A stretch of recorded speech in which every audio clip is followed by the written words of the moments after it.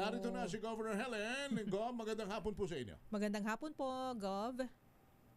Hi, Sir Henry, Ma'am Karen. Good afternoon. Good afternoon po. At, Congratulations pala, ma'am, sa ulat ng Lalawigan 2026. Ayan po. Ay, thank you so much po. oo. Salamat po. Babanggitin ko lang din, partner, para dun sa mga, kasi ngayon panahon ng bagyo, panahon ng kalamidad. Naku. Diyan po sa amin sa Lalawigan ng Quezon, meron na po tayong tatlong ambulance transport vehicles. Meron na tayong 12 automated weather stations. Meron 29 na units ng Smart Surveillance Monitoring System. May 13 barangay na sa iba't ibang mga munisipalidad ang meron ng magandang communication systems para po sa mabilis ang pag-responde ng mga bagyo. At may mga paparating pa na mga sea ambulances at iba pang mga gamit para sa mabilis na pag-responde. Mukhang trinabaho nyo ito ng mabuti, Gov. Ang dami, ha? Okay. Yeah. Ano din, Ma'am Karen? It's a multi-year planning din. Di kayang sabay-sabay naman bigay everything, no? So, we plan yung mga procurement, like yan, of course, we prioritize yung mga high-risk island municipalities namin na prone talaga sa disaster. And very important yung pagbigay mo talaga ng mga assets sa kanila because mga 4th or 5th class municipalities to So, hindi nila kayang bumili.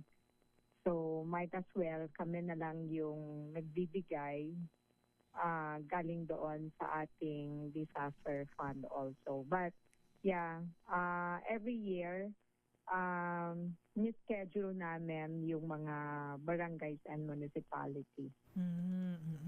So slowly but surely po ito, Gov. And marami rin po tayong natulungan, no, sa iba't ibang sektor na banggit na po ni Partner Henry kanina yung iba. Pero siguro yung pinaka po dito yung kung magkano na po yung pondo na ating pong nailabas para sa ating mga kababayan, lalo na yung mga tulong po natin na pinansyal, pero ito pong mga to, it's in the form of mga tama ba? Gov, hindi lang siya handout Meron po kayong mga programa pangkabuhayan, tama po ba? Oo, ano siya, meron kami, yung program namin, ma'am, hindi siya basta dole out. So, may capacity building siya kahit na as simple as pangkabuhayan na sari-sari store. So, tinuturuan ng financial literacy. Also, in-introduce namin yung mga other government institutions where they can also approach for help, no? So, like yung Small Business Corporation, we invite land bank. So, ganun yung direction ng programs namin. Wala po kaming dole out na papatawag, bibigyan ng cash, then aalis na sila. Kasi may po kami monitoring ng lahat ng recipients namin, how's the program, napakinabangan ba nila, or we also get inputs from them kung ano sa tingin nila yung better na, let's say, kung goods, no? We also get yung kanilang mga suggestions or equipment, how can we improve. So that's how we program yung mga ibinibigay namin na tulong sa different individuals and sectors or organizations and cooperatives. Pero kasi hindi pasensya na, Gov, hindi ako naka-attend, pero I'm sure si Sir si Henry ay nandoon physically. Opo. Napakaganda po talaga nung mga naibalita nyo po sa inyong mga kalalawigan sa Quezon. Pero ang gusto ko pong malaman ay ano po yung mga challenges na hinarap nyo naman po bago nyo po na-prepare itong mga nais nyong iulat na good news sa ating mga kababayan. Ma'am, nakailang ba kayo? Nakailang bisita ba kayo sa outpatient? Hindi yan. Kasi matibay naman lang. Pero siyempre yung kalusugan na ni Manigov. Pero ma'am, gaano ba kahirap ito on the level of governance? Kasi malaking pondo nga naman ang pinag-uusapan natin, Yes, partner. oo. Maraming proyekto, kabi-kabila sa bayan, nagsasalimbayan. Pero yung pondo kasi ng provincial government, di naman ho yan ganun kalaki kung wawariin natin. Paano nyo nangyari nga naman na ito'y nagsabay-sabay nalampasan yung mga challenges? Ano naman to, sir, as I mentioned, ako kasi, what I usually do from day one kasi, in 2022, of course, inayos ko muna yung policy internal, no? Malinaw doon sa mga department heads at manggagawa namin sa Kapitolyo yung direction ng governance ko. So, mabuting pamamahala, no? Ibig sabihin, maayos na paggasta, no? Efficiency, then mabilis mag-utilize ng fund, no? And then malinaw sa kanila, hindi kami nagdo-dole out, no? Alam nila na ayaw ko ng gano'n. Although may mga pagkakataon na may mga band-aid solution ka na ibinibigay, pero sa mga selected na mga circumstances lang yon. So of course, naka-align doon sa priorities ng healing agenda. Doon din nakaangkla yung mga ginagawa namin. And I have naman mga focal persons, no, na nag-execute ng program with my supervision. So, ang challenge lang talaga, ma'am, is on my part is time-consuming, no? Kasi lahat ng bagay pinapakialaman, syempre from planning, from the planning to execution and then monitoring, no? So, yan yung mga reasons why every Monday, or if not every Monday, at least 2 to 3 times in a month, meron akong MANCOM with department heads or the core people who oversee the implementation of all the programs. So, lahat yon tinitingnan ko and nire-review para doon sa improvement and recalibration ng program. So may mga realizations din kami from the time we implemented.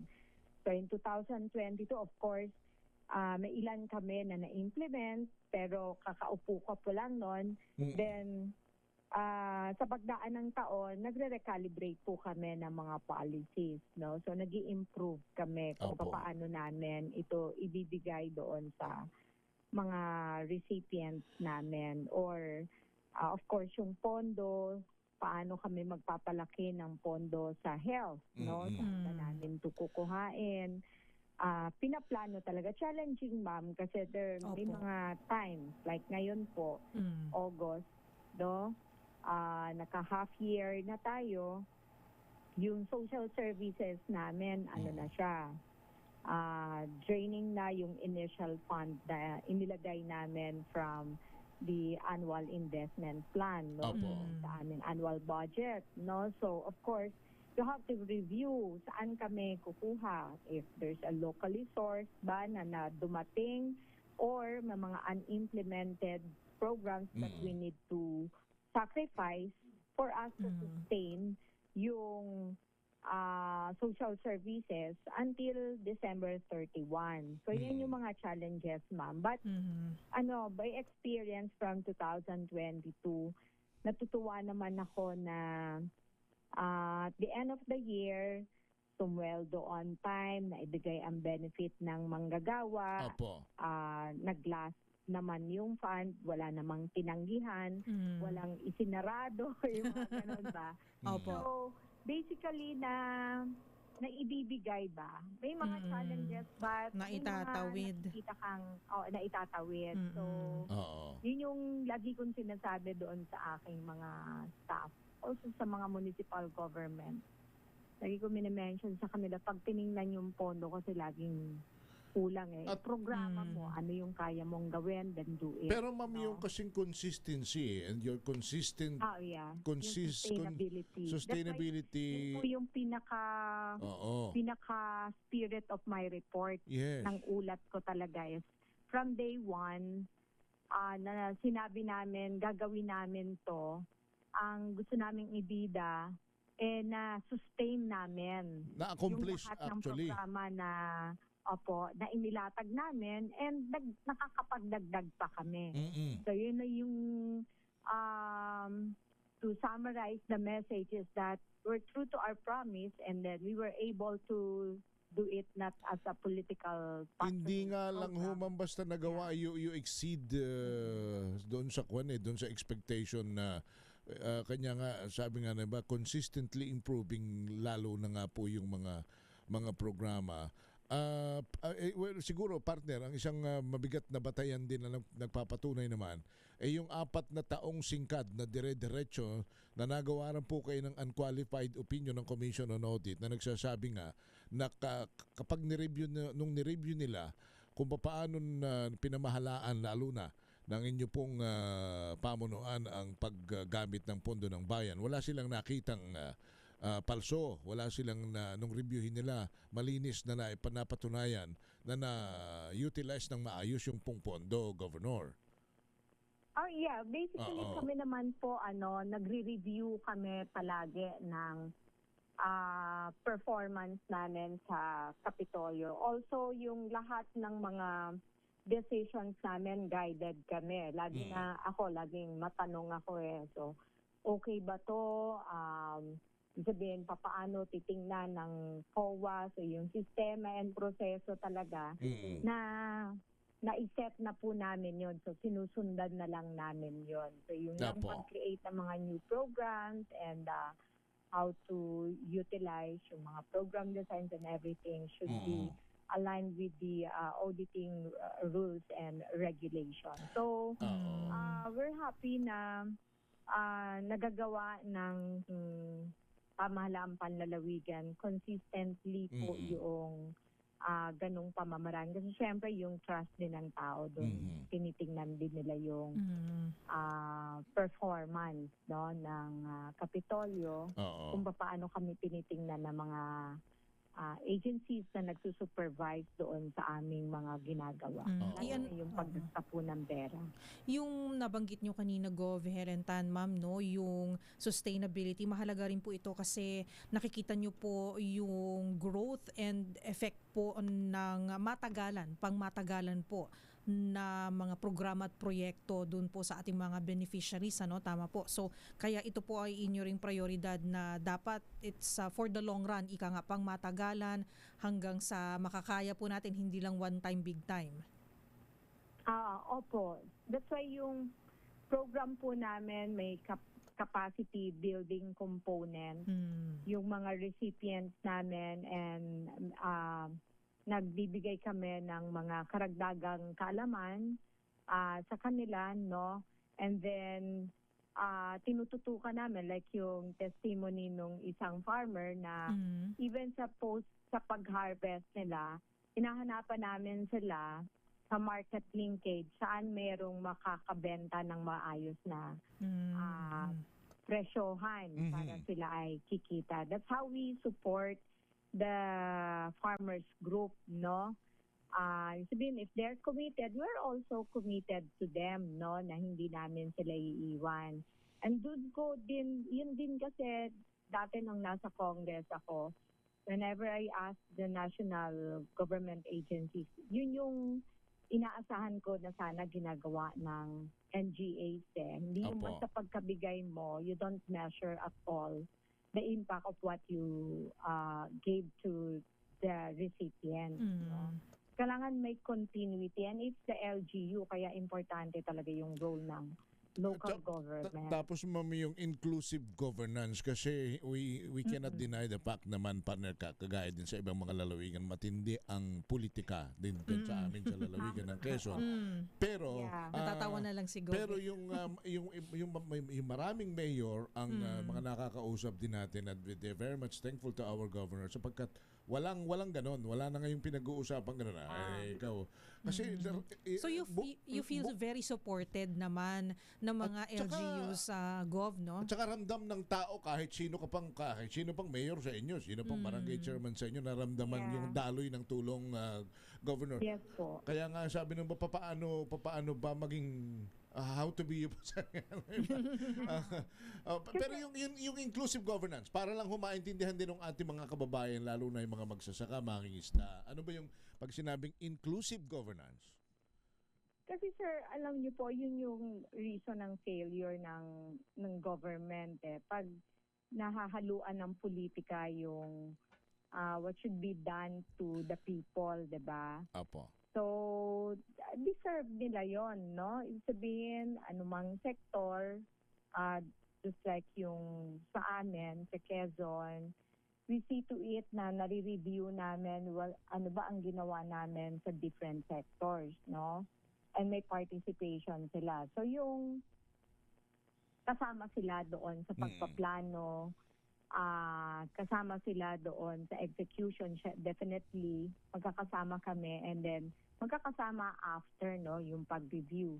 Yung na-mention po ninyo earlier na sa amin kasi yung services, hindi nga siya political patronage program, no? Yung parang ibibigay mo lang sa kakampi mo, kailangan may card ka. Apo, di ba? Every color are the cards.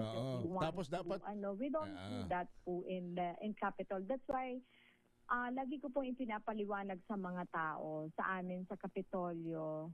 Hindi po kayo hinihingan ng voters ID. Common po sa LGU na nanghihingi ng voters ID.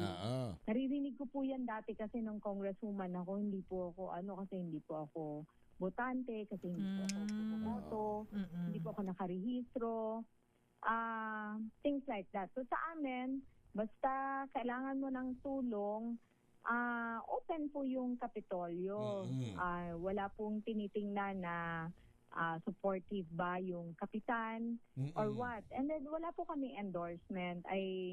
Isa po yun sa paniniwala ko na nagpapatagal ng proseso ng programa, yung kailangan i-endorse pa o sasamahan ng kapitan. Kailangan parang merong palakasan, even in selection and promotion po in the Capitol. Alam na po nila yon from day one na hindi ako tumitingin doon sa family name or what, performance nila, kung ano yung assessment ng selection board at nakita doon sa performance, nire-respeto ko po yung result noong assessment, no? So, malinaw po yun doon sa Kapitolyo. Alam na nila, at alam po ng mga tao yon, no, na open po yung provincial government to everybody. Kasi nga yung politika nagpapahirap sa mga tao. Kaya pagka sinamahan ng politika yung mga programa, ang nagsasuffer yung mga tao eh. So sobrang kawawa sila talaga pagka pidopolitika yung mga tao. Ma'am, siguro partner, with your indulgence, mabanggit nyo lang po uli yung mga paparating. I would like to especially mention lang ho, pasensya na sa ibataan natin mga kababayan sa Quezon. Pero kasi yung Pogi, partner, yung Pulilio Group of Island kasi medyo nasa typhoon belt yan eh. Ma'am, may binanggit po kayo na may mga paparating pa tayong equipment para sa Pogi. Tama po ba? Opo, yung po sa mga weather stations natin at barangay natin, yung communication po natin, para hindi po sila naapektuhan. And then, of course, we're working with the national government agencies also, like yung evacuation center na ginagawa ngayon. I forgot to report that actually. Opo. Dapat pala na isama. Di ba, yung a day, a night, before the ulat, and then naalala ko ang dami naming hindi na isama sa ulat kasi nga overwhelming. So sabi namin, we need resibo na, we need to present resibo na, we need data. And pero ano po yung mga sa evacuation center, ma'am? We have an ongoing evacuation ng OCD po sa Panukulan, but it's in island barangay po where it will house yung 8 na magkakatabi na island na barangays. Wala po yung road network. So, ibig sabihin, kailangan masanay sila pagka may signal na, at pwede pa pong ibiyahe ng bangka, Oo. dapat madadala po doon sa Barangay Rizal po yata namin. Ibig sabihin malaki po ito to house those in the areas. Malaki po ito, ma'am. Yeah, it's big enough to house yung mga nasa vulnerable areas in that barangay. Maliliit lang naman po yung mga barangay na yan. So, that's one. And then, I just talk again to OCD, kay Yusek Cabreros. Ano po sila, may paparating din sila in Polillo for naman mga prepositioning ng food and non-food.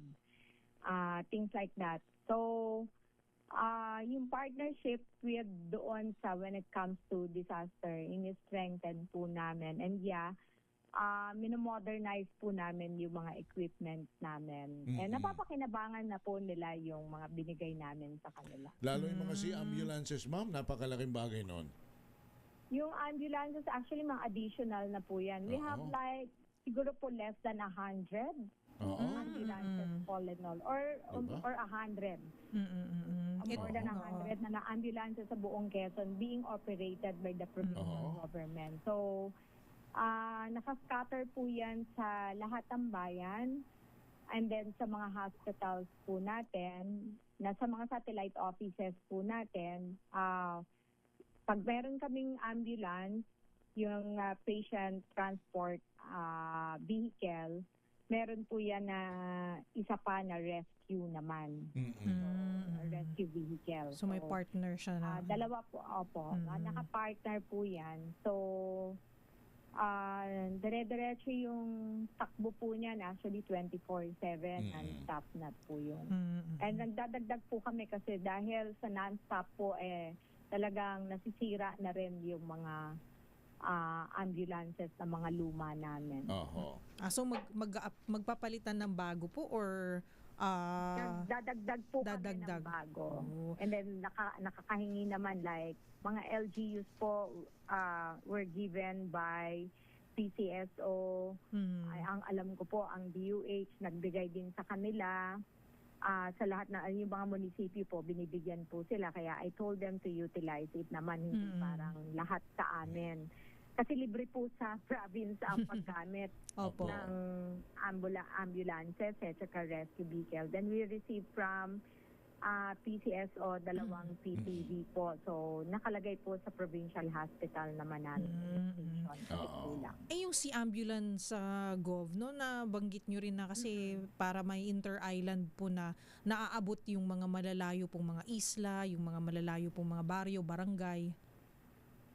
Yeah, we do have po lahat po ng island. May padating po kami na I think 2 na si ambulance and then patrol, 6 na patrol boat po ito for peace and order namin ito kasi yung illegal fishing po strongly na nilalabanan po namin yan. So ako na nagka-capacitate po sa mga LGU, then yung mga bantay dagat po hopefully makatulong din kami sa mga municipal government sa pagbibigay ng kaunting financial na tulong sa kanila kasi talagang very dedicated po tong ating mga bantay dagat ang layunin ko sana bago ako umalis makulong ko lahat ng mga point of entry and exit within Lamon Bay, Tayabas Bay, and Ragay Gulf. Yan po yung meron kami na pangisan na napakahaba po na napakalawak. So, hirap-hirap, but ay strategically positioned. Kanya yung paparating na mga patrol boat and ambulance, malaking tulong po yan, lalo na yung mga patrol boat. Ilan ulit yun, ma'am, yung paparating? 2? Currently po kasi meron kaming 3 stations in Polillo, in Perez Quezon, and Catanawan. So may 6 pong patrol boat na parating. We're stationed for strategic again. And then I think 2 sea ambulance for the for Cagbalite po yata yung isa namin and then the other one in Alabat Island. Dami palang aabangan natin, ano? Oo. Siguro Ay, by ano na po to, ma'am. before New Year po, makarating na ba? bago- or Sana po. sana? Tsaka teka muna, bago natin makalimutan yung Science High School na We nasa are applying Oo. sir, sa DOST. Oo. Yung municipality po natin may mabilis na yung nakapag na sila ng lupa ng mabilis. So we hope sana ito maibigay sa amin kasi hindi lang Quezon kasi strategic po kami ang Quezon. Tapos kung mayroong can be a capture. kung mayroong of course kung yung Pogi ay atin ding papatuloy na tinutulungan, of course dito naman sa Kapatagan sa kabila itong second district, ma'am, yung pang-ilang branch na nga uli ng PUP na possibly sa Sariaya itatayo, di ba? Opo. Actually, meron po kami doong maliit na building na pinaparehab ko po.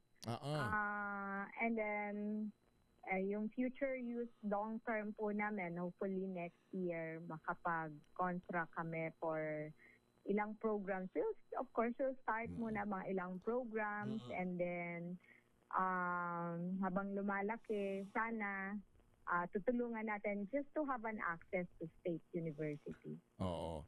Ganun naman talaga sapagkat isipin mo yung plano dati lang ni Gob na one for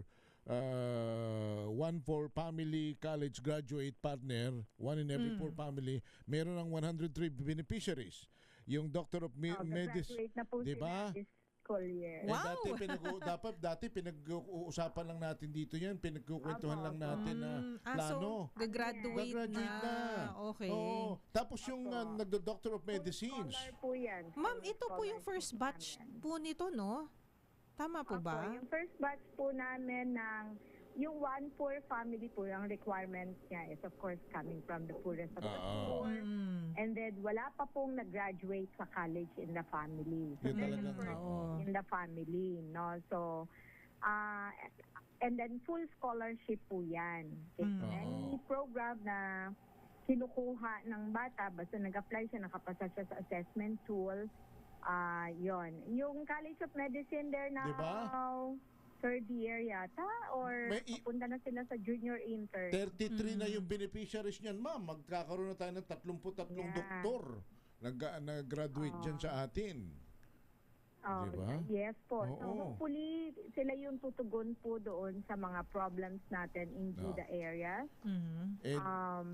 May mga areas po tayo na malalayo na walang doktor, so we're hoping na magkaroon sila naman ng sa return of service kasi may return of service po yung full. Dati pinaghuhuntahan lang din natin yung pagkakaroon ng College of Medicine dun sa parang kailan nga lang yun eh.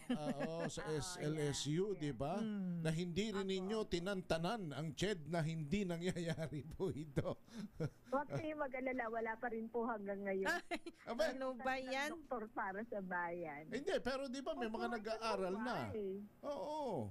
Well, they have survival. So I have to discuss again this coming week. Nag-initial talk na po kami ng president ng SLSU. So I'm asking him nga, sabi ko, ilan na ang commitment ng CHED para sa doktor para sa bayan. So wala pa rin. So how do we go about this? How do we proceed? So screen mo yung mga batang kaya nila talaga. Meron namang talagang, of course, may qualification po kasi sa grades, no? Yung mga bata. So definitely maraming nangunguna dyan, yung iba ay hindi naman super well off but probably matatalino. Parents can matatalino can send them to can finance, of course, yung mga allowances. But we have to check sino yung mga hindi because we cannot wait. Kawawa naman yung pangarap ng mga bata kung wala namang pang-allowance. So I have to go to and discuss about it. And ma'am, we would like to end this episode na doon sa isang magandang balita rin, partner, doon sa ating mga nagtutungo dyan sa ating Kapitolyo, dahil iyan hong harapan ng Kapitolyo ay hindi na ordinaryong harapang basta pasyalan. meron na rin po yung meditation area. Ay. Ibig sabihin, Naku, may pang health and wellness na po tayo Di dyan, ba, Gov? Gov. Taray. oo, yung Paris Park natin. Paano po Ah. yan, Gov? Yeah. Meditation Yung actually, yung Block 4 po namin, Block 4, kasi we have like 1 to 4 na block. Yung area na yon, the kwento din, that's where the Manuel Luis Quezon nakalagay yung kanyang statue nandun. Pantayog, opo. So, opo, dun po kami nagkakaroon ng commemoration whenever August 19, Quezon Day.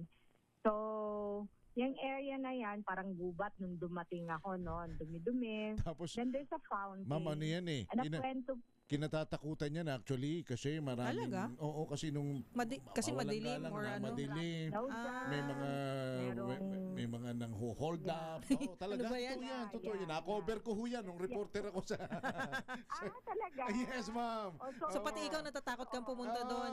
Ako yan, maraming kwento riyan. But ngayon maliwanag, maaliwalas, pwede kang mag-meditate, Yeah. tumambay, di ba?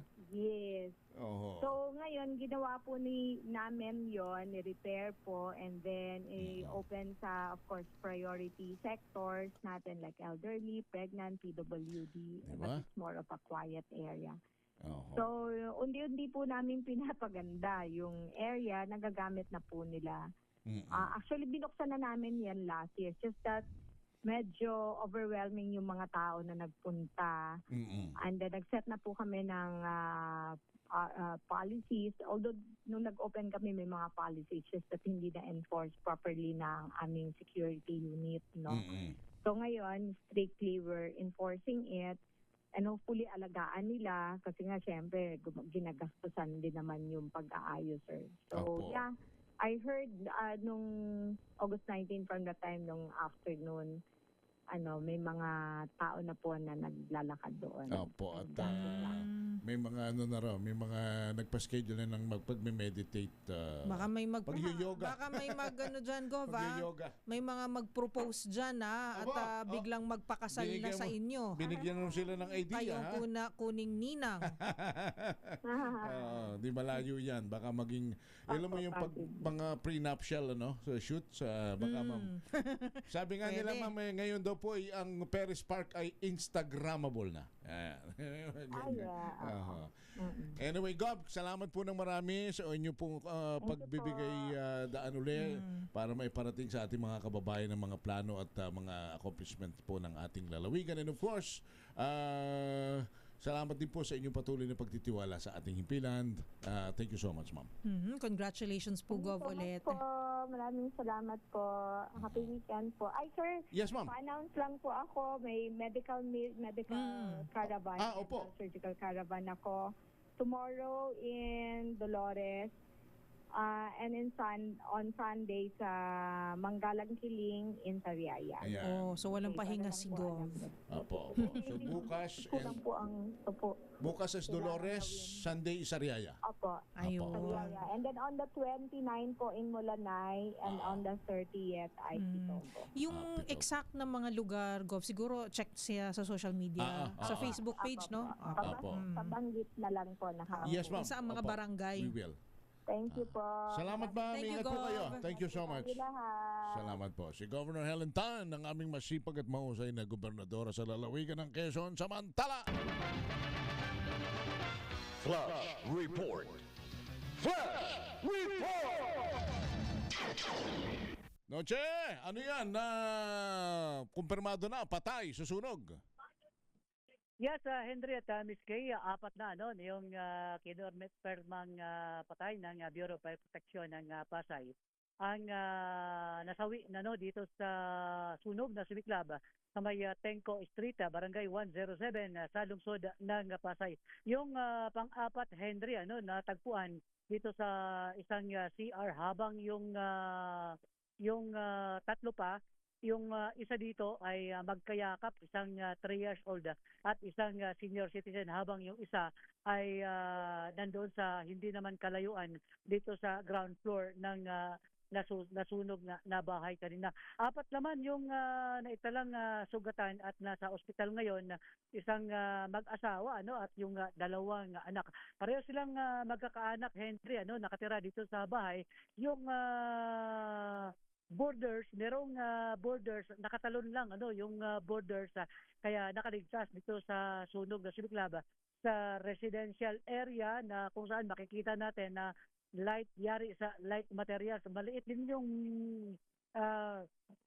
kalsada, Henry, dito sa may Tenco Street, at pahirapan yung responde ng Bureau of Fire Protection kanina dahil yung mga nag-i-evacuate, yung mga nagsasalba ng mga kagamitan, kahit na malayo pa yung kanilang bahay sa nasusunog, nagsasalba na sila ng mga kagamitan. Kaya yung hindi pa matiyak kung ilang bahay yung natupok nitong sunog dito sa residential area. At hindi pa tukoy kung ilang pamilya at kung magkano ang halaga ng ari-arian na pinsala dito sa fire incident na umabot sa second alarm. RH27, Noche Kakas, DJ Rich, una sa Pilipinas, una sa Pilipino. Thank you, Noche Kakas. RH